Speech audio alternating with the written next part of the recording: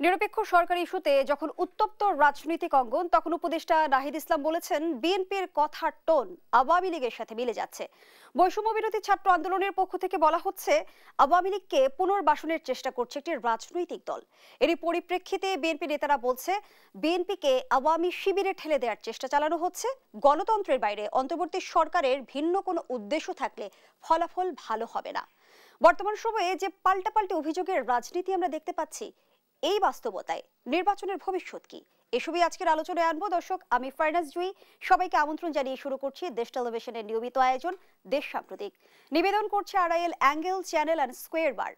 আজকের আলোচনায় আমরা আমন্ত্রণ জানিয়েছি দুজন সম্মানিত অতিথিকে। চলুন এ পর্যায়ে পরিচয় করিয়ে দিই। স্টুডিওতে আছেন ডক্টর আনম এহসানুল হক মিলন, সাবেক শিক্ষা প্রতিমন্ত্রী ও চেয়ারম্যান ERI। সেই সঙ্গে আরও আছেন কমরেড রহিন হোসেন প্রিন্স, সাধারণ সম্পাদক বাংলাদেশের কমিউনিস্ট পার্টি। দুজনকে আমন্ত্রণ জানাচ্ছি আজকের আলোচনায়। জনাব এহসানুল হক মিলন, আলোচনাটা আপনাকে দিয়ে শুরু করতে চাই। বলছিলাম যে এবার উপদেষ্টা নাহিদ ইসলাম যেমনটি বলেছে বিএনপির কথার টোন আওয়ামী লীগের সাথে মিলে যাচ্ছে, কি বলবেন? ধন্যবাদ আপনাকে, ধন্যবাদ আমাদের বিজ্ঞ আলোচক প্রিন্স ভাইকে। দেখুন, নাহিদ যেটা বলেছে সেটা কতটা ভেবেচিন্তে বলেছে সেটাও একটা বিষয়। আচ্ছা, ধরুন আগামী 5 বছর পরে নির্বাচন হলো এবং আগামী 5 বছর পর্যন্ত, আচ্ছা 2024-এ নির্বাচন হয়েছে, 5 বছর 2029, ধরুন আরও 4 বছর পরে নির্বাচন হলো, এটা আমরা কল্পনায় নিয়ে আসি। এবং এই সরকার ক্রমান্বয়ে ফেল করছে, দ্রব্যমূল্য না বিশ্বাস হচ্ছে, তারা ভ্যাট ট্যাক্স বাড়াচ্ছে, বই ঠিক মতো দিতে পারছে না, ফরেন রিমিটেন্স আসছে কিন্তু ডলারের দাম কমছে না, ব্যবসায়ীরা কমপ্লেইন করছে।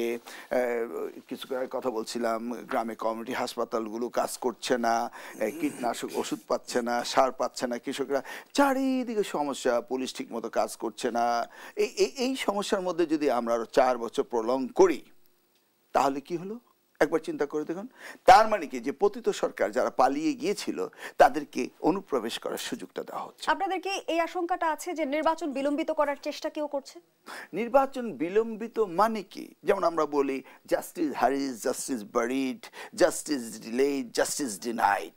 নির্বাচনটি হচ্ছে একটি দেশের পরিবর্তনের ইন্ডিকেটর। আপনি নির্বাচনের মাধ্যমে যারা কমিটমেন্ট করবে, দেশকে ঠিক মতো চালিত করবে, তাদের হাতে রাষ্ট্র পরিচালনার দায়িত্ব ছেড়ে দিন। আপনারা তো নিজের ইচ্ছায়, এই যে ছাত্ররা ডক্টর ইউনূসকে নিয়েছে, কত সুন্দর, আমাদের ভালো লেগেছে, তাই না? আবার অন্যান্য যে উপদেষ্টা নিয়েছেন তাদের সম্বন্ধে সকলেই সমালোচনা করছে। তাহলে এই রাষ্ট্রটিকে সুন্দরভাবে চালানোর জন্য নির্বাচন একটি যথাযথ সময়ে করার জন্য, যৌক্তিক সময়ে করার জন্য বিএনপি বলেছে। এখন বিএনপিকে বিনা কারণে কেন বলা হচ্ছে যে আমরা সংস্কার চাচ্ছি না? আপনি যদি তারেক রহমান সাহেবের বক্তব্যটা শুনেন, উনি বলছে সংস্কার নির্বাচন দুইটি, একটি আরেকটি পরিপূরক, দুইটি চলতে থাকবে। তাই বলে আপনি সারা দেশে সংস্কার করতে পারবেন? Is it possible? এটা কি কোনো সরকার করতে পেরেছে? কোনো সরকার করতে পারেনি। বা বিএনপি যদি আগামী দিনে নির্বাচিত হয়, তারা কি সব সংস্কার করে ফেলতে পারবে? এটা তো একটা চলমান পদ্ধতি।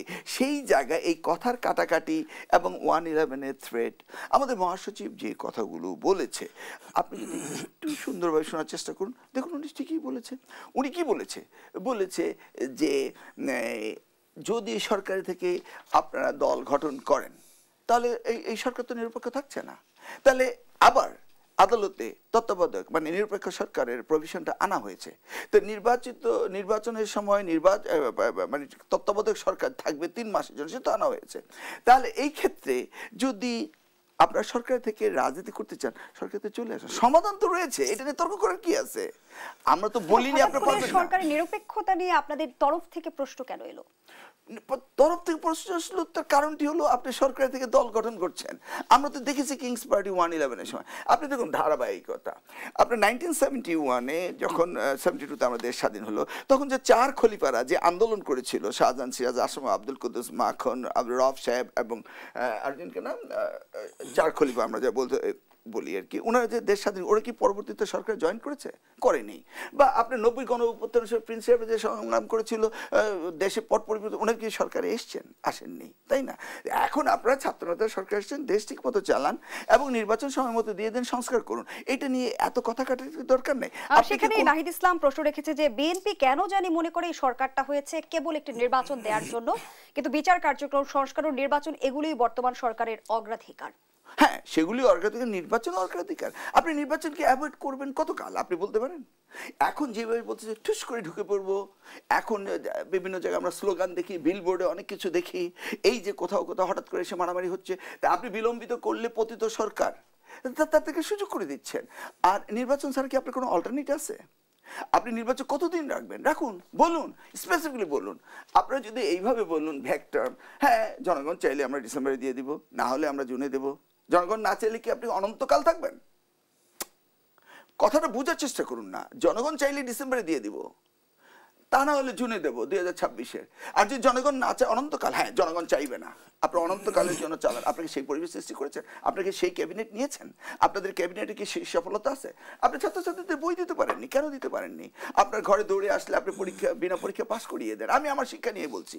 আপনার এতগুলি কমিশন করলেন, একটি পার্মানেন্ট শিক্ষা কমিশন করতে পারেননি, কারণ দল আসবে দল যাবে। আমরা বলেছি কনস্টিটিউশনারি একটি স্থায়ী শিক্ষা কমিশন করবে, যেটি বাংলাদেশকে পৃথিবীর গ্লোবাল এডুকেশনের সাথে সামঞ্জস্য রেখে শিক্ষাকে সবসময় সাজেশন দিবে, কিন্তু সেটা তো আপনারা করেননি।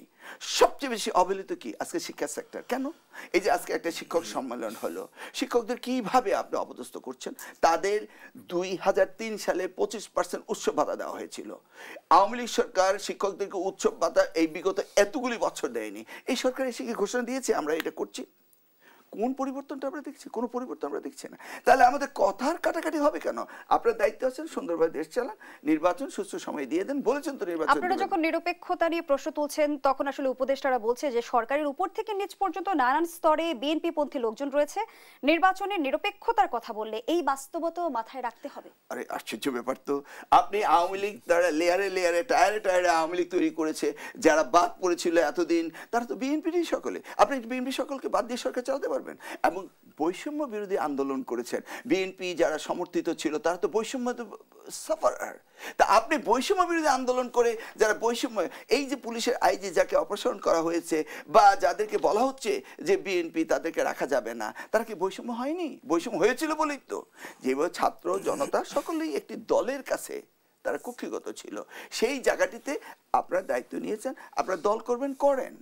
কথার কাটাকাটি করার কোনো প্রয়োজন নেই। সময় মতো নির্বাচন দিলে আমরাও খুশি, এবং জনগণ যেটা চায়। নির্বাচনের আলোচনা যখন চলছে ডক্টর এসারুল হক মিলন, তখন আওয়ামী লীগকে পুনর্বাসনের চেষ্টা চালাচ্ছে একটি রাজনৈতিক দল, এমন অভিযোগও কিন্তু রয়েছে। সেই আলোচনায় ফিরবো পরবর্তী অংশে। ধন্যবাদ জানাচ্ছি এ পর্যায়ে আপনাকে কমরেড রহিন হোসেন প্রিন্স।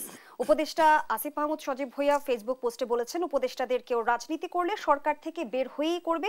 একই সাথে রাজনৈতিক দলেরও সরকারের কাজে হস্তক্ষেপ করা অনুচিত। বিভিন্ন সরকারি ও সাংবিধানিক গুরুত্বপূর্ণ পদে নিয়োগ, তদবির বা চাপ প্রয়োগ করা অনুচিত। এমনটি করছে কি কেউ?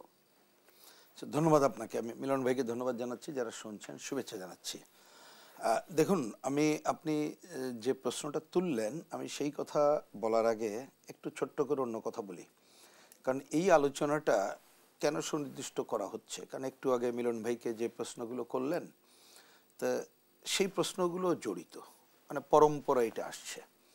তা আমি দেখি যে আমরা তো এবার সবাই মিলেই তো একটা অভ্যুত্থান সংগঠিত করতে হয়েছে, জনগণ করেছে, কিন্তু মনে রাখতে হবে দীর্ঘ রাজনৈতিক সংগ্রাম ছিল। তার উপরে দাঁড়িয়ে শেষে আমাদের ছাত্র জনতার একটা স্ট্রাইকিং ফোর্স হিসাবে কাজ করেই আমরা এই অভ্যুত্থান সফল করলাম, এবং একটা বিশাল মানুষের রক্তদানের মধ্য দিয়ে এটা গড়ে উঠল। এখন সেই অভ্যুত্থানের মধ্য দিয়ে গঠিত অন্তর্বর্তীকালীন সরকার এবং সেই সরকার এবং রাজনৈতিক দলগুলো, এইখানে কতগুলো আলোচনা আমরা দেখছি, আমার বিবেচনায় এই বিতর্কগুলো অহেতুক এবং অপ্রয়োজনীয়। আমি ওইটা ব্যাখ্যা না যেয়ে বলি, তো এই বিতর্কগুলো আসলো কেন? হ্যাঁ, অনেক ব্যাখ্যা হতে পারে। আমি খুব সরলীকরণ কথা বলি, যে একটা অন্তর্বর্তীকালীন সরকার গঠিত হওয়ার পরে আজ তো 5-6 মাস হয়ে গেল। কারণ একটা মানুষ তো চায় তার শান্তি, আগে অশান্তি ছিল, তাহলে সে শান্তির রেখাটা ভালোভাবে দেখতে চায়, এখনো ভালোভাবে দেখতে পারলো না। আরেকটা হয়েছে, যদি সুনির্দিষ্ট থাকতো, ধরুন একটা আলোচনা সংস্কার আসছে, নির্বাচন, এই দুটাই তো সামনে চোখের সামনে ঘোরাফেরা করছে। যদিও গ্রামের মানুষের কাছে যদি বলেন সংস্কার বোঝেও না, ওটা বলে লাভ নেই, তারা চায় তার জীবনের নিজের জীবন, অন্য বিষয়টা আমি সেটাও একটু তুলে রেখে বলি।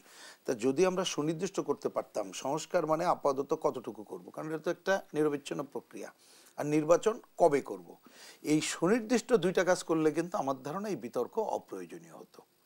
এবং শুধু তাই না, যে প্রশ্ন এখন আপনি তুললেন সেটাও প্রয়োজন হতো না আমি মনে করি। সুতরাং দ্রুত আমাদের এই ধরনের তর্কের মধ্যে না থেকে প্র্যাকটিক্যাল কাজটা করা দরকার।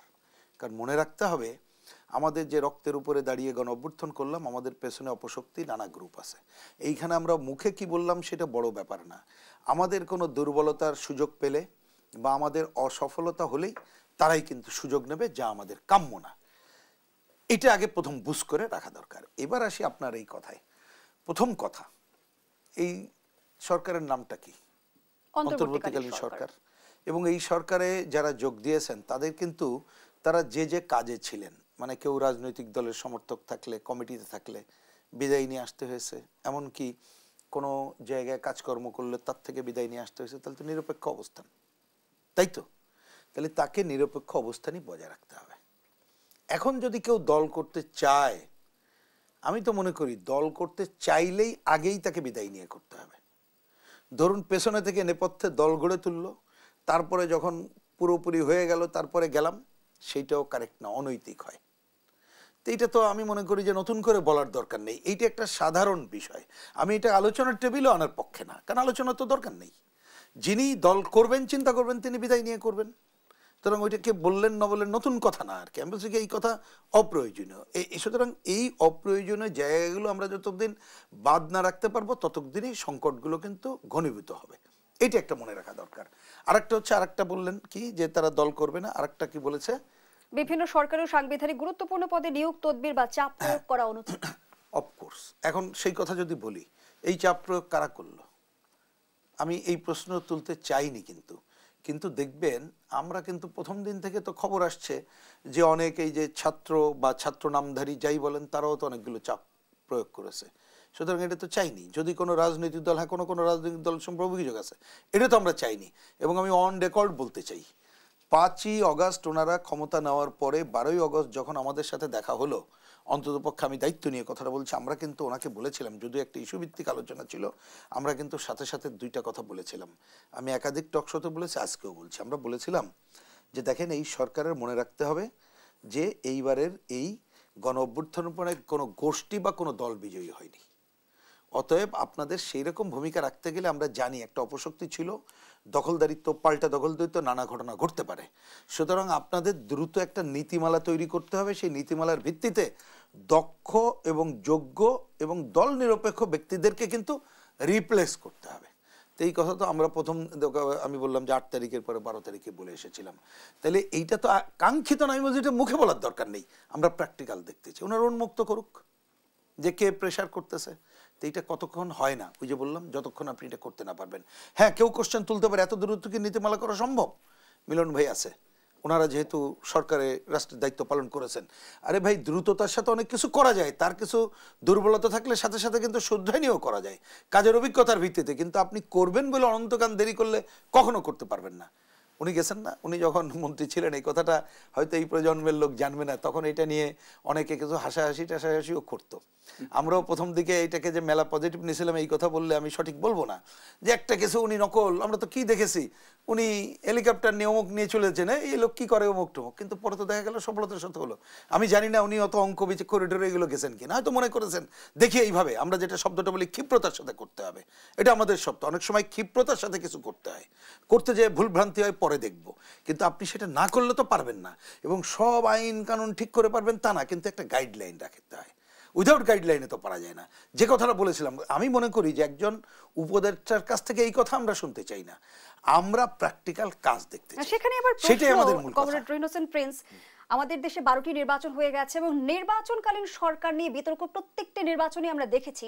সেই জায়গা থেকে নিরপেক্ষ সরকারের দাবি আর 1-11 ইঙ্গিত, দুটি আসলে কিভাবে সম্পর্কিত? আচ্ছা, আমি মনে করি এই আমি যতটুকু পত্রিকায় দেখেছি, প্রথমটা আমার বিবেচনায়, যে যতটুকু আমি বিএনপি সাধারণ সম্পাদকের পুরো কথাটা তো দেখিনি, যে প্রশ্নের উত্তর উনি বলেছেন, আসলে শব্দগুলো একটু খেয়াল করতে, আমি একটু ভালো করে শুনলাম বিবিসির সাথে সাক্ষাৎকারে। তো উনি কিন্তু একটা প্রশ্নের উত্তরে প্রথমে একটা কথা বলেছেন, এটা পুরোটা শুনলে দেখবেন, তারপরে উত্তরে বলেছেন। উনি হঠাৎ করে কথাটা আনেন নাই, অন্ততপক্ষে আমি ভালো করে শুনেছি, কারণ একজন রাজনৈতিক কর্মী হিসাবে তো অন্য দলের অ্যাটিটিউডটা বুঝতে হয়।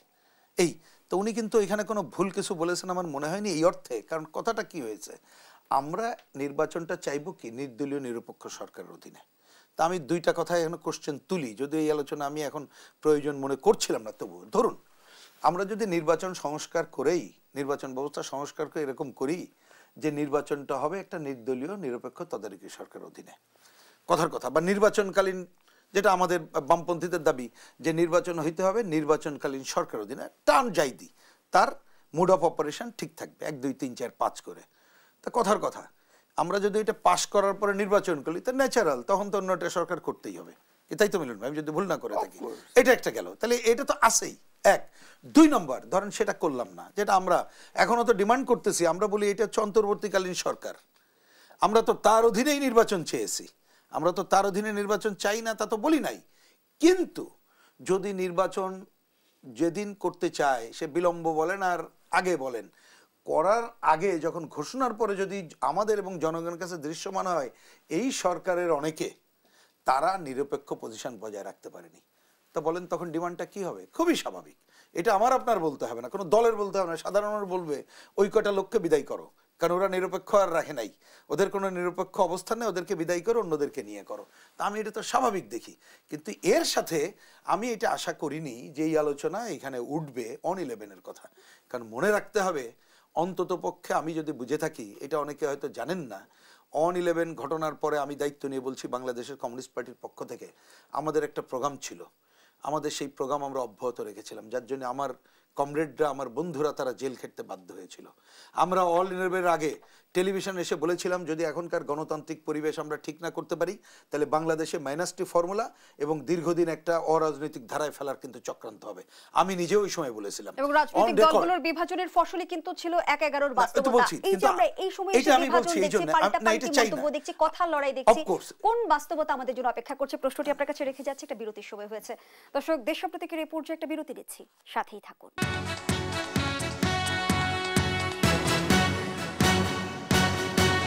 বিরতির পর আবারও আমন্ত্রণ জানাচ্ছি, আপনারা দেখছেন দেশ টেলিভিশনের নিয়মিত আয়োজন দেশ সাম্প্রতিক, নিবেদন করছে Arail, angle, channel and square বার। আমরা আবারও ফিরছি আলোচনায়। ডক্টর এহসানুল হক মিলন, যে প্রশ্নটি আপনার কাছে রেখেছিলাম আগের অংশে, আওয়ামী লীগকে পুনর্বাসন করার চেষ্টা করছে একটা দল, বৈষম্য বিরোধী ছাত্র আন্দোলনের নেতারা এমনটি বলছেন। অন্যদিকে আবার উপদেষ্টা মাহফুজ আলম বলেছেন, বাংলাদেশপন্থী কারোর সঙ্গে আমাদের কোনো বিরোধ নেই, কিন্তু দিল্লির তাবেদারি করার কোনো প্রচেষ্টা করা হলে বিরোধ হবেই। বিএনপিকে ইঙ্গিত করে বলছে কি? আমার মনে হয় ওরা ঠিক খেই হারিয়ে ফেলছে। বিএনপির মতো ক্ষতিগ্রস্ত, জামাতের মতো ক্ষতিগ্রস্ত বিগত এই 17 বছরে আর কে হয়েছে? আমি ব্যক্তিগতভাবে বলি, দল বলি, আমাদের সমাজ। তা আমরা এই যে 36-এর অভ্যুত্থান হলো, হ্যাঁ পেয়েছি, আমি এখন স্বাধীনভাবে ঘুরতেছি, হাজিরা দিচ্ছি না, ম্যাডাম জিয়া গিয়েছেন চিকিৎসায়, কই তারেক ভাই তো এখনো ফেরত আসতে পারেননি। আসতে পেরেছেন? ওনার দেশ বাংলাদেশ, কই ওনার মামলাগুলি তো এখনো ওঠেনি। কেন এতদিন লাগবে মামলাগুলি উঠাতে? ওনার অথরিটি কি জানেন এগুলি মিথ্যা মামলা, এগুলি গায়েবী মামলা? ওনার কি জানেন না? এটা কি সেই কোর্টের প্রসিডিউর দিয়ে সব হতে হবে? তাহলে এই সরকার এসছে, আমরা শান্তিতে ঘুমাচ্ছি, কিন্তু এই 2000 যে মানুষ রক্ত দিল, এই যে 30,000 মতো আহত রইল, হওয়ার পর আমরা কি পেলাম এই পর্যন্ত? আমরা কি তাদেরকে পুনর্বাসন করতে পেরেছি?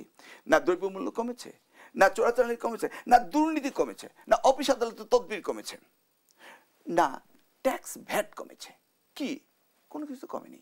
তো এখন এই জায়গাটি পরিবর্তন আসতে হলে আপনাকে নির্বাচন দিতে হবে। এটা ইন্ট্রিম গভর্নমেন্ট, ওনারা যখন এসছিল তারা তো ওই কমিটমেন্ট নিয়ে এসছিল যে একটি সুন্দর নির্বাচন দিয়ে রাজনৈতিক দলগুলো গণতান্ত্রিক প্রক্রিয়াকে পুনরুদ্ধার করবেন। গণতন্ত্রই তো হচ্ছে এটাকে পুনরুদ্ধারের সোপান। তো সেই জায়গায় ওনারা যদি কোনো দল করতে চায় করুক, কোনো অসুবিধা নেই, এটা সুন্দর সলিউশন আছে, বেরিয়ে আসলেই। হাসনাত আব্দুল্লাহ এই প্রসঙ্গে বলেছেন, নতুন একটি রাজনৈতিক দলের উত্থানকে বিএনপি তাদের দলীয় স্বার্থের বিপক্ষে হুমকি হিসেবে দেখছে। না না না না, এটা ওরা আসলে রাজনীতি এখন তো পরিপক্ক সময় নিয়ে হয়নি, তো এই জন্য বিএনপি কেন ওদেরকে ভয় পায়? ওরা তো আমাদের সন্তান, ওরা আমাদের ভবিষ্যৎ, আমরা তো চাই ওরা রাজনীতি করুক। কি বলে আমরা ওদেরকে চিন্তা করব, ওরা আসুক না।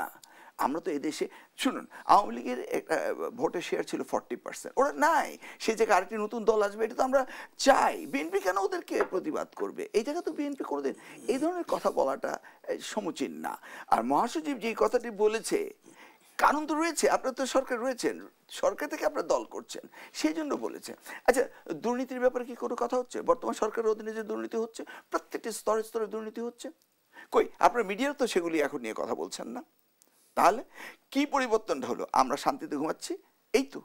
কিন্তু দুর্নীতি নিয়ে রাজনৈতিক দলগুলো সুস্পষ্ট অভিযোগ কেন করছে না? এই তো আমি তো রাজনৈতিক দল, আমি তো করছি। আমি কে? আমার আইডেন্টি কি? আমি বিএনপি। আমি তো বলছি এই সরকার দুর্নীতির অভিযান কোথাও কিছু করেছে? সবকিছু তো আগের মতো রয়েছে। পুলিশ প্রশাসন কাজ করছে না, সব পুলিশের জায়গায় জায়গায় গিয়ে দেখুন আগের মতো স্থবির অবস্থা। কোথায় আপনি সেবা পাচ্ছেন? কোন জায়গায় সেবা পাচ্ছেন এখন? ভাই আমার একটি প্লট ছিল ডিআইটিতে, আমার ঢাকা শহরে কোনো প্লট নেই। আচ্ছা 5 মাস হয়ে গেল আমার প্লটটা এখনো ডিআইটি ছাড়তে পারছে না। তার প্রমাণ করুক যে ঢাকা শহরে আমার একটি প্লট আছে। কই? এই সরকার স্থবির সরকার, তার কাজ করছে না, পারছে না। হেলথ সেক্টর কাজ করতে পারছে, এডুকেশন সেক্টর কাজ করতে পারছে, ফাইন্যান্স সেক্টর কাজ করে, কোথায় কাজ করছে আপনি দেখান। তাহলে এমত অবস্থায় যদি আরো সুযোগ দেন, অপরদিকে দেখুন যারা পালাতক ছিল তারা তো আস্তে আস্তে উঠে আসছে। 626 জন যেন কোথায় পালাতক ছিল, তারা কোথায়? তারা কি অ্যারেস্ট হয়েছে? আপনি দেখেছেন কোনো কিছু? আবার এই যে মিডিয়াতে টুপটুপ করে কথা বলছে, আবার প্রপাগান্ডা মেশিনে শুরু করেছে, আবার এই পতিত সরকারকে আবার প্রশ্রয় দিচ্ছে কারা? এই নির্বাচন যত দেরি হবে আমি বলে দিচ্ছি তাদেরকে সুযোগ করে দিবে। আপনি বলছেন যে আমরা তাদেরকে সুযোগ করে দিচ্ছি, বিএনপি। তা আমরা তো বলছি কালকে নির্বাচন দিয়ে দেখ, তাহলে তো হয়ে গেল, পতিত সরকার উত্থানে আর কোনো সুযোগই থাকলো না। আমরা তো নির্বাচন ধন্যবাদ জানাচ্ছি ডক্টর ইসরারুল হক মিলন। কমরেড রহিন হোসেন প্রিন্স, এই প্রশ্নটি আপনার কাছে রেখে গিয়েছিলাম যে বিভাজনের রাজনীতির ফলাফল আমরা দেখেছি ১/১১-র বাস্তবতা। বর্তমান সময়ে আমরা রাজনৈতিক অঙ্গনে ঐক্যের যে ফাটল দেখতে পাচ্ছি, পতিত স্বৈরাচারকে ফেরার পথ সুগম করে দিচ্ছে কিনা? ঠিকই তো, তাই তো। আমি তো এটা বলি যে এটা মনে রাখতে হবে যে 3টা অপশক্তি মোটা দাগে বলি যে তারাই বেশি সুযোগ পেয়ে যাবে। একটা আপনি যেটা বললেন পতিত অপশক্তি, আর একটা হচ্ছে মনে রাখতে হবে দীর্ঘ অগণতান্ত্রিক শাসনে কিন্তু দেশের মধ্যে অনেক অপশক্তি গড়ে উঠেছে। আপনি দেখবেন ওই যে আমি বেশি ব্যাখ্যায় যাচ্ছি না, যে এই সময়কালে অনেক কিছু করা যাচ্ছে না, আপনি বা হচ্ছে না, দুর্নীতি বিরোধী অভিযান, সিন্ডিকেট ভাঙা, অমুক টমুকই আপনি দেখবেন তারা তো সরকারের সাথে দোস্তি করে বা এই বর্তমান পরিস্থিতিতে দোস্তি করে তারা টিকে আছে। আপনি দেখবেন সুতরাং এই অপশক্তিগুলো সুযোগ নেবে। আর একটা অপশক্তি সুযোগ নেবে যারা নানা সময় চেষ্টাই করে, সেটা হচ্ছে আধিপত্যবাদী এবং সাম্রাজ্যবাদী শক্তি, বিদেশি তারা। তা আপনি যতক্ষণ এই ধরনের নিজেদের ঐক্যের জায়গাটা না থাকবে ততক্ষণ পর্যন্ত আমরা কিন্তু ওই ধরনের অপশক্তিরকেই সুযোগ করে দেব, এটাই স্বাভাবিক। এখন যদি বলেন প্রশ্নটা যে আপনি এটা কিভাবে করবেন, এইটার তো এত সহজ সমাধান এই অর্থে নাই। বলতে কি, ধরেন যদি আমরা যেমন 90-তে 3 জোট আন্দোলন করলো, তার একটা রূপরেখা তৈরি ছিল, আন্দোলনে বিজয়ী হওয়ার পরে 3 জোটের আইডিয়া অনুযায়ী চলেছিল। এইবার কিন্তু তা তো না, অনেক ধরনের নানা ধরনের শক্তি সমাবেশ ছিল রাজনৈতিক দলগুলোর বাইরে। তা আপনি তাহলে তো একটাই পথ আছে যে নির্বাচিত প্রতিনিধি যাতে নির্বাচিত করতে পারি, তার হাতে ক্ষমতা হস্তান্তর করতে পারি, তাহলে আমরা ঐক্যের ধারা ফিরিয়ে আনতে পারবো। তা সেটাই তো প্রধান কাজ। আপনি আনতে গেলে এই বিভাজন দূর করে অন্য কাজ করতে গেলে ওইটা আনতে হবে। আমি আরেকটা কথা এবার তুলে রাখি, গতবার একটা কথা তুললাম। অনেকে আমি দেখি যে তারা এটা বলেন যে এটা করব ওটা করব করে টোরে দীর্ঘ সময় দিয়ে এগুলো করে যাব, এবং অনেক সময় মনে করে যে আইন করে কতগুলো কাজ করলেই যেন সব অপশক্তি দমন করা যাবে। তা আমি বলি আমরাও তো অনেক কিছু রিভিজিট করি, কারণ রাজনৈতিক কর্মী হিসাবে কিন্তু আমাদের একটু অভিজ্ঞতা নিতে হয়, আমাদের দুর্বলতা চিহ্নিত করতে হয়, অতীত দিনের ঘটনাবলী দেখতে হয়। দেখেন আমরা তো অনেক অপশক্তিকে মনে করেছিলাম যে আমরা একটা বিচারের কাঠগড়ায় দাঁড় করলাম, সব বোধহয় শেষ হয়ে গেল। কিন্তু আমরা দেখছি না এখন তারা নানা অংশের ঘাড়ে ভর করেই তারা ছিল, সরকারের ঘাড়ে ভর করেছিল, তারা কিন্তু আস্তে আস্তে বেরিয়ে আসলো, তাদের তো প্রভাব প্রতিপত্তি কমেনি। সুতরাং মনে রাখতে হবে অপশক্তি ওইটা দমনে আপনি শুধুমাত্র আইন কানুন এগুলো করে পারবেন না, ওইগুলো করতে হবে জনগণের উপরে ছেড়ে দিতে হবে, এবং আপনি একটা সুষ্ঠু গ্রহণযোগ্য নির্বাচন, সর্বত্র স্বচ্ছতা, জবাবদিহিতা, এবং আপনি একটা নীতিমালার মধ্য দিয়ে যেতে হবে। তাহলেই আপনি দ্রুত, হয়তো কাল পরশু পারবেন না, কিন্তু আপনি অপশক্তি দমনের ওই ধারাবাহিকতা ঠিক রাখতে পারবেন এবং ঐক্যের ধারা ঠিক রাখতে পারবেন। কিন্তু সেইটা না করলে আপনি যদি ব্যক্তি স্বার্থ, গোষ্ঠী স্বার্থ, বা যদি মনে করেন অল্প দিনে একটা কিছু করার মধ্যে আমিই সব করলাম, বা আমরা বলতে কোনো এক গোষ্ঠী আমরাই সব করলাম, তাহলে কিন্তু বিভাজন আপনি ইচ্ছাই হোক আর না হোক, আপনি হয়তো সৎভাবে চিন্তা করছেন, আমি চিন্তা নিয়ে কোশ্চেন তুলছি না, কারণ অনেকেই সৎভাবে অনেক কিছু চিন্তা করতে পারে, কিন্তু অনেক ভূমিকাই কিন্তু একটা অসৎ ভূমিকায় রূপান্তরিত হয়ে যায়, এবং সেটাই হয় বিভাজন, এবং সেই সুযোগ পাবে কিন্তু অপশক্তি। তো যার যার দল আমরা করব, সেইখানে তো আপনি আশা করবেন না নীতির ঐক্য হবে, কিন্তু অন্তত পক্ষে যে গণতন্ত্রের প্রশ্ন, অপশক্তির পুনরুত্থানের প্রশ্ন, এই সব প্রশ্নে এবং স্বচ্ছতা, জবাবদিহিতা নিশ্চিত করার প্রশ্ন, জনগণের অংশগ্রহণ করার প্রশ্ন, এবং সর্বপ্রথম অগ্রাধিকার দেব জনগণের সমস্যা সমাধানের প্রশ্ন। তা আপনি এইটুক যদি ঐক্যমত্য না হতে পারেন, আপনি তো বিভাজন দূর করতে পারবেন না। দেখুন, এই কথা না বলে পারছি না, এ তো বারবার আমরা বলছি যে জিনিসপত্রের দাম তা আপনি কমানোর ব্যাপারে আপনি তো এই যে বাজার ব্যবস্থা সংস্কার তো করতে পারলেন না, যার জন্য আপনি তো সিন্ডিকেটও ভাঙতে পারলেন না। আপনার গ্রামের উৎপাদিত ফসলের দাম কৃষকও ঠিক মতো পেল না, আর শহরে কিন্তু আমি কিন্তু বেশি দামে কিনতে বাধ্য হলাম। তাহলে আমি কি করলাম? আমাকে তো এই জায়গাগুলো তো দিতে হবে। আমরা শুনেছি যে সিন্ডিকেটে হাত দেওয়া যাবে না, এখনো কেন সিন্ডিকেটে হাত দেওয়া যাচ্ছে না, সেই আলোচনায় ফিরবো। আবারও বিরতির সময় হয়েছে। দর্শক, দেশের প্রতীকের এই পর্যায়ে আবারও বিরতিতে যাচ্ছি, সাথেই থাকুন।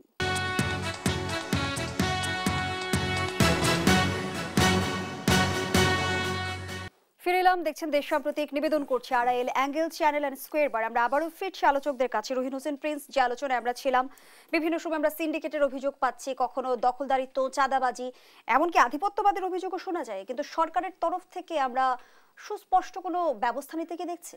না, আমি দেখছি না। এবং যদি প্রচলিত ব্যবস্থা বহাল থাকে তাহলে আমি আশাও করব না তাদের কাছ থেকে, পরিষ্কার কথা আমার কাছে। কারণ দেখেন, আপনি সিন্ডিকেটের বিরুদ্ধে ব্যবস্থা তো নিতে গেলে প্রথমে আপনি আগের ব্যবস্থা তাহলে ছিল, নেন নাই, তাহলে ব্যবস্থা পাল্টাইতে হবে। আচ্ছা, এইখানে ভয় অনেকে পায়, আমি একটু পজিটিভটাই একটু কথা বলি। ভয়টা কি পায়? ধরুন, আমদানি যেসব পণ্য আমরা করছি ৫-৬টা ব্যবসায়ীর উপরে নির্ভর করে থাকি। এখন হয়তো কেউ ভয় পেতে পারে যে আমরা যদি তাদের বিরুদ্ধে ব্যবস্থা নেই তাহলে তারা যদি বন্ধ টন্ধ করে দেয়। হ্যাঁ, হতেই তো পারে। তাহলে অল্টারনেট কি? অল্টারনেট কিন্তু আমরা অনেকদিন ধরে বলে আসছি যে অল্টারনেট হচ্ছে এই সমস্ত পণ্য আপনি এই কয়জন ব্যবসায়ীর উপরে নির্ভর করেন না, ১ নম্বর কথা। ২ নম্বর হচ্ছে প্রয়োজনে দক্ষ এবং দুর্নীতিমুক্তভাবে রাষ্ট্রীয়ভাবে আপনি আমদানি করার ব্যবস্থা করেন। ৩ নম্বর, আপনি দরিদ্র জনগোষ্ঠীর জন্য আপনি রেশন ব্যবস্থা, ন্যায্য মূল্যের দোকান চালু করেন। তাহলে অন্ততপক্ষে আপনি এইটা করতে পারলে তখন কিন্তু এটা ভাঙতে আপনার অসুবিধা হবে না। তাহলে এইটা আগে তো আপনার মনোজগতে নিতে হবে এবং চিন্তায় নিয়ে পুরো ব্যবস্থাটা পাল্টাইতে হবে। তো এই সরকার আসার পর তো ব্যবস্থা পাল্টালো না, সুতরাং সে একই কথা করতে পারলো না। আচ্ছা, এবার দেশীয় উৎপাদনের ক্ষেত্রে একটা ছোট্ট উদাহরণ দিয়ে শেষ করি। আপনি কি এবার জানেন যে এইবারের গত বছরের থেকে সারের দাম বাড়তি ছিল, কীটনাশকের দাম বাড়তি ছিল, উৎপাদন খরচ বেড়ে গেছে। আপনি দেখেন, উৎপাদন খরচ বাড়লো, কৃষক লাভজনক দাম পাচ্ছে না। আমরা বলেছিলাম এর একটা অল্টারনেট আছে, আপনি চাঁদাবাজি এবং মধ্যস্বত্বভোগী ভাঙতে হবে, নাইলে আপনি পারবেন না। যার জন্য ওইখানে দরকার একটা উৎপাদক সমবায় করেন আর শহরে ক্রেতা সমবায় করেন। মাঝপথে এই যে আনা নেওয়ার জায়গাটা, এইখানে সরকারের সহায়তা করেন। তো এইটার জন্য তো আপনি নীতি পরিবর্তন করতে হবে, আপনি পরিবর্তন করলেন না, ভাঙতে পারলেন না। সুতরাং যার যার মতো ফ্রি স্টাইলে চলতেছে এবং তাই হচ্ছে। আমি গতকাল একটা গ্রাম অঞ্চলে ছিলাম, একেবারে সুন্দরবনের কাছাকাছি একটা বাজারে। আমি দেখলাম সেইখানে ধান, কৃষক এবার একটা ধান ভালোই উৎপাদন হয়েছে, কিন্তু এসে মন খারাপ। আমি বললাম যে মন খারাপ কেন? তা বলে যে এইবার উৎপাদন খরচ বেড়ে গেছে, সার এবং বিষ, ওই কীটনাশক এই দাম দিতে হয়েছে, এইখানে পানি টানি সেচ অনেক খরচ, কিন্তু দাম তো পাচ্ছি না। তাই বললাম কেন সরকার কিনছে না? তা বলে যে সরকার যে ক্রয় কেন্দ্র করছে সেটা উপজেলায় অনেক দূরে, যেদিন হাটে ধান বেশি আসে পাইকাররা দাম কম ধরে আমাদের বেচে চলে যাইতে হয়, না বেচে করবো কি? তাহলে আপনি তো এই জায়গা তো বিকল্প দেখাইতে হবে সরকারকে, তা আপনি এগুলো দেখাচ্ছেন না। সুতরাং উৎপাদিত ফসল না পেয়ে কৃষক হবে হতাশ। আবার আমদানির করার কথা বললাম, তাহলে আপনি পুরো ব্যবস্থাটা পরিবর্তন করা ছাড়া আপনি পারবেন না। আমি এক কথা উত্তর দিই, অন্তর্বর্তীকালীন সরকার, আমি তো আশা করেছিলাম যে তারা অন্ততপক্ষে বাজার ব্যবস্থা সংস্কার করে একটা নিদর্শন তৈরি করবে যে কিভাবে দ্রব্যমূল্য নিয়ন্ত্রণে রাখা যায়, গরিব কৃষকও যাতে তার লাভজনক দাম পায়, আর শহরের যারা ক্রেতা তারাও যাতে না ঠকে। কিন্তু তারা ব্যবস্থার পরিবর্তনও করলো না, বরঞ্চ সিন্ডিকেটদের গায়ে হাত দিয়ে চলার কারণে আমি দেখছি সিন্ডিকেটদের আধিপত্য আরও বেশি বেড়ে গেল। তেল নিয়ে কেলেঙ্কারির খবর আপনি দেখেন না? বাজারে তেল নাই। দুর্বল সরকার থাকলেও কিন্তু লাঠি, শব্দটা লাঠি ধরেন না আর কি, বোঝার জন্য বলি, সে বাজারে যেয়ে কিন্তু চিল্লাপাল্লা করতো। এরা চিল্লাপাল্লা করলো না, বাজারে তেল নাই, ৮ টাকা বাড়ানোর পরেও ঠিক মতো পাওয়া গেল না, তখন সুরসুর করে আবার বাজারে পাওয়া গেল। ধন্যবাদ জানাচ্ছি রহিন হোসেন প্রিন্স। জনাব ইহসানুল হক মিলন, বলা হয়ে থাকে যে গণঅভ্যুত্থানের পর বিএনপির আপত্তির কারণে জাতীয় সরকার গঠন হয়নি, সে সঙ্গে রাষ্ট্রপতির পরিবর্তন, সংস্কার, নতুন সংবিধান, স্থানীয় সরকার নির্বাচন, জুলাই ঘোষণাপত্র, সব ইস্যুতেই বিএনপি বিরুদ্ধে অবস্থান নিয়েছে। অনৈক্যের যে আমরা বর্তমান সময়ে বাস্তবতা দেখছি, এর দায় কি অনেকাংশেই বিএনপির উপর বর্তায়? আমি তো উল্টো দেখছি। আমি দেখেছি, আমি শুনেছি, দেখছি যে ছাত্ররা এই ক্যাবিনেট ফর্ম করেছে, আমরা তো দেখছি। এবং ছাত্ররা ডক্টর ইউনূস সাহেবকে অ্যাপয়েন্টমেন্ট দিয়েছে, এটা তো আমরা নিজ মুখে শুনেছি। তাহলে ছাত্ররা সব করেছে, হঠাৎ করে বিএনপির ঘাড়ে দোষ দেওয়ার কারণটা কি? বিএনপি রাজনৈতিক দল, আমরা জানি ইন্টারিম গভর্নমেন্ট আসবে এবং তারা নির্বাচন দিবে, নির্বাচনে আমরা জনগণের রায় নিয়ে আমরা দায়িত্ব নেব, দেশ চালাবো, আমরা তো সেই জায়গাতেই আছি। এখন ওনারা নিজেরা দায়িত্ব, আমি যেটা বললাম 80-90 গণঅভ্যুত্থানের পর কি ছাত্ররা এসে দায়িত্ব নিয়েছে? না 1972 সালে নিয়েছে? কোনো সময় তো ছাত্ররা দায়িত্ব নেয়নি, তারা প্রেশার গ্রুপ হিসেবে কাজ করেছে। ঠিক আছে, এবার তারা দায়িত্ব নিচ্ছে, তারা আন্দোলন করেছে, আমরা তাদেরকে সাধুবাদ জানাই এবং তারা দল করবে, আমরা এটা চাই এবং করুক। সেই জায়গায় বিএনপি তো তাদের প্রতিপক্ষ না। এত খোলা মাঠ, 40% ভোট পালিয়ে চলে গিয়েছে, এখন বিএনপিকে তারা প্রতিপক্ষ মনে করেই বা কেন? আর বিএনপি কেন বাধা দিক আর না দিক, সেই দিন তো তাদের হাতেই দায়িত্ব ছিল। যেদিনকে ডক্টর মোহাম্মদ ইউনূস সাহেবকে টেলিফোন করে তারা কনফার্ম করলেন, সেদিনকে বলে দিত যে আমরা 4 বছর পরে নির্বাচন দেব, এই দিন আমরা এইভাবে সরকার গঠন করব। তার কি আলোচনা ছাড়া এই ক্যাবিনেট হয়েছে? এটা কি আকাশ ফুটে বেরিয়ে এসছে? এই যে আমাদের উপদেষ্টাদের নাম, এগুলি তো সিলেকশন করা হয়েছে। কোন প্রসেসে সিলেকশন হয়েছে সেই প্রসেসটা বলুক যে এই প্রসেসে সিলেকশন হয়েছে। আচ্ছা ঠিক আছে, বিএনপি জাতীয় সরকার হয়নি, এই যে ফেইলিউর গভর্নমেন্টটা তৈরি করলো, কোন প্রসেসে সেটা সিলেকশন হয়েছে? তারা কি জনসম্মুখে বলেছে? এই যে নির্বাচন কমিশন সিলেকশন হলো কাদের কথা, এই যে বিচারক আদালতের বিচারপতির সিলেকশন, এটা কোন প্রসেসে হয়েছে? এই সরকার করেছে। আমাদের আস্থা আছে এই সরকার গণঅভ্যুত্থানের মধ্য দিয়ে, বিপ্লবের মধ্য দিয়ে আসছে, তারা দেশ সুন্দরভাবে চালাক এবং যৌক্তিক সময় নেই, একটি সঠিক নির্বাচন নিয়ে এই তর্কে তো আসার কোনো দরকার নেই। আপনি বলছিলেন যে ছাত্রদের নতুন রাজনৈতিক দলকে আপনারা প্রতিপক্ষ ভাবছেন না, তাহলে বিএনপির এই ওয়েলকাম করছি। এই মুহূর্তে রাজনৈতিক প্রতিপক্ষ কে? আমাদের রাজনৈতিক প্রতিপক্ষ মোটামুটি বলতে গেলে আপনি দেখছেন প্রতিপক্ষ তো পালিয়ে গিয়েছে, প্রতিপক্ষ তো নাই। আমরা জনগণের ম্যান্ডেট নিয়ে আসবো, প্রতিপক্ষ বিচার করবেন যখন নির্বাচন হবে, তখন প্রতিপক্ষটা খুঁজে বের করবেন। শোনা যাচ্ছে ইসলামী দলগুলো আগামী নির্বাচনে জোটবদ্ধ হয়ে নির্বাচন করবে, কি প্রভাব পড়বে? ভালো হবে, ইসলামী দলকে জোটবদ্ধ করে নিয়ে যাবে। কারণ এখন যেহেতু বিএনপি এককভাবে একটি বৃহত্তর দল, তার বিরুদ্ধে তো জোট হবেই। আগে আমরা আওয়ামী লীগ বিএনপি আলাদা আলাদা জোট করিনি, তো এখন নতুন জোট হতেই পারে। এটাতে না হলে কি আর হলে কি খারাপ কি? আমি তো মনে করি হোক না, ভালো। কারণ বিএনপি এত বড় একটি বিশাল দল, তার বিরুদ্ধে সকলে মিলে যদি জোট না করে, তাহলে তো আমাদের যুদ্ধের ময়দানে কি হবে? আগের মতো 2024-এ ইলেকশন হতে হবে, মানে আমরা আর মামুরা। বিএনপির সাথে প্রতিপক্ষ না থাকলে এই নির্বাচনটা হবে, এটা সুন্দর হবে? এটা হবে না। সম্প্রতি বিএনপি নেতা আমির খসরু মাহমুদ চৌধুরী বলেছেন যে বিএনপি 200 আসন পেলেও জাতীয় সরকার গঠন করবে, কোন প্রক্রিয়া হতে পারে? 200 না 298 আসন পেলেও জাতীয় সরকার করবে, কারণ এটা আমাদের 31 দফার মধ্যে রয়েছে যে আমরা সকলে মিলে ঐক্যমত্যের ভিত্তিতে এই দেশকে আমরা গড়ে তুলব।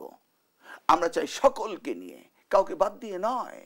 একজনকে বাদ দিয়ে, সেটা ছিল আওয়ামী লীগ, তারা আমাদের প্রতিপক্ষ ছিল, তারা পতিত সরকার, তারা এই দেশকে লুট করেছে, খুন করেছে, রাজধানী করেছে, এখনো কাজ নাই না করেছে।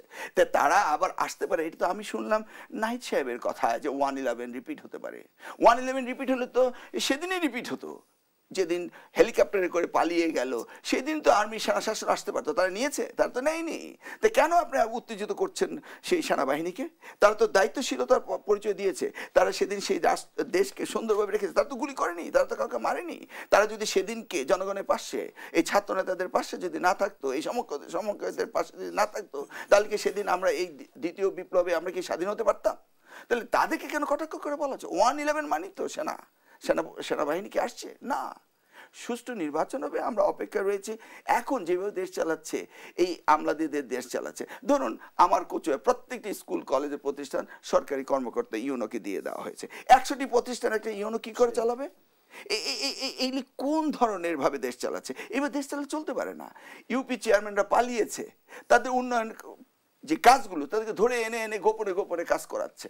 প্রত্যেকটি জায়গায় তারা জানে না কিভাবে দেশ চালাবে। এই যারা উপদেষ্টা হয়েছে তারা কি জানে দেশ কিভাবে চালাতে হয়? তাদের কোনো এক্সপিরিয়েন্স রয়েছে? তারা এনজিও চালিয়েছে। এখন তো এটা প্রমাণিত দিব্যলোকের মতো সত্য যে তারা ফেইলিওর। তারা দ্রব্যমূল্য কমাতে পেরেছে? আমরা কি এই ভ্যাট দেওয়ার জন্য এই সরকারকে নিমন্ত্রণ দিয়েছিলাম? বলুন। তাহলে আমরা চাই এই সরকার যত বিলম্ব করবে তত তাদের জন্য বদনামের স্থান দখল করবে। যত শীঘ্রই পারে নির্বাচন দিয়ে গণতন্ত্র পুনরুদ্ধার হবে, রাজনৈতিক দলগুলো এসে এই দেশকে সুন্দরভাবে পরিচালিত করবে। আর ওরা যদি ভালো করতে পারতো তো এই আলোচনাই হতো না। কমরেড রহিন হোসেন প্রিন্স, শেষ একটি প্রশ্ন আপনার কাছে রাখতে চাই, সময় আমার কাছে খুবই কম, যদি 1-2 মিনিটে বলেন। ডক্টর ইউনূস পদত্যাগ করেছেন, উপদেষ্টারা পালিয়ে গেছেন, সামাজিক যোগাযোগ মাধ্যমে আমরা দেখলাম এমন গুজবে সয়লাভ হয়ে গেল, কারা করছে, উদ্দেশ্য কি? না, আমার মনে হয় এই গুজবকে আপনি যদি দেখেন, শুধু এখন না, এর আগে থেকে দেখেন নাই, ওই সরকারের সময় যদি বলেন যে একটা তো ছিল আগে থেকেই যে কথার কথা যে আওয়ামী লীগ সরকার কালকে চলে যাচ্ছে, এটা যেমন ছিল, কিন্তু দেখবেন যখন গণ অভ্যুত্থান সংগঠিত মানুষ মাঠে নেমে গেছে তখন কি ধরনের ছিল যে এই শাহবাগ আজকেই পরিষ্কার হয়ে যাচ্ছে, মানে যখন হাজার হাজার মানুষ শাহবাগে যাচ্ছে বা মানুষ নামছে তখন এই ধরনের ছিল যেন পরিষ্কার করে দেওয়া হলো, অমুক হলো তমুক হলো। তার মানে যারা যে ক্ষমতায় আগে যখন স্বৈরাচার ছিল তাকে উৎখাত করার জন্য আমরা যারা নেমেছিলাম আমাদের যে কোনো সংগ্রামকে কটাক্ষ করেই এটা করত। আর এখন এই যে সরকার, অন্তর্বর্তীকালীন সরকার, তাকে অস্থিতিশীল করতে রাখতে যারা চায় তারাই এই ধরনের গুজবের জন্ম দিচ্ছে, আর কিছু না। আমার শেষ একটা মন্তব্য 31 সেকেন্ড এটা বলি, মনে রাখতে হবে আমাদেরকে এই গুজবের পেছনে যদি মানে লেগে থাকি তাহলে জনজীবনের সংকট দূর করতে পারবো না, ওটাই হবে তাদের বেশি পাওয়া। ওই ফাঁদে যেন পা না দিয়ে জনগণের ইস্যুতে কথা আওয়ামী লীগ থেকে অভিযোগ করা হতো যে গুজব ছড়িয়েছে, আসলে বিএনপি দোষারোপ করা হচ্ছে। না, আপনি ভারতে বসে তিনি কিভাবে টেলিফোনে মোবাইলে কল করছে, বলছে তোমরা বেরিয়ে আসো, তোমরা এটা করো সেটা করো, গুজব তো আওয়ামী লীগ ছড়াচ্ছে। এবং এই পতিত সরকারকে প্রোটেকশন দেওয়ার মতো সক্ষমতা সরকার অর্জন করেনি। এটা যদি সামগ্রিকভাবে সকলেই মিলে যদি আওয়ামী লীগ সবাই আবার চলে আসে তখন এই সরকার কি ঠেকাতে পারবে? আমি যদি আমার কচুয়া দিয়ে দেখি, আমি তো দেখি না এই সরকার সেই স্ট্রেংথ রয়েছে যে পতিত সরকারকে ফেরাতে। এটা তো আমরা ফিরিয়ে রাখছি। আপনি ঢাকা শহরে আন্দোলন করেছে আমাদের ছাত্রনেতারা সকলে মিলে আন্দোলন, আমার কচুয়া থেকে আন্দোলন করেছে, আমরাই তো করেছি। কচুয়া পুলিশকে কে পাহারা দিয়েছে? আমরা দিয়েছি। সবকিছু সরকারি আস্থাপনা রক্ষণাবেক্ষণ কে করেছে? আমরা করেছি। তার মানে জামাত, বিএনপি সকল জনগণ মিলে করেছে। তাহলে আজকে এই পতিত সরকার যে উস্কানি দিচ্ছে ভারতে বসে, আবার ভারত তো এখনো তার সাথেই কাজ করছে, এই সত্যকে মেনে নিতে এত কষ্ট হচ্ছে। আমরা আমাদের আয়োজনের একেবারেই শেষ পর্যায়ে দুজনকে অসংখ্য ধন্যবাদ জানাচ্ছি। দর্শক, এখানেই শেষ করছি দেশপ্রতীকের আজকের আয়োজন। ধন্যবাদ এতক্ষণ আমাদের সাথে থাকার জন্য।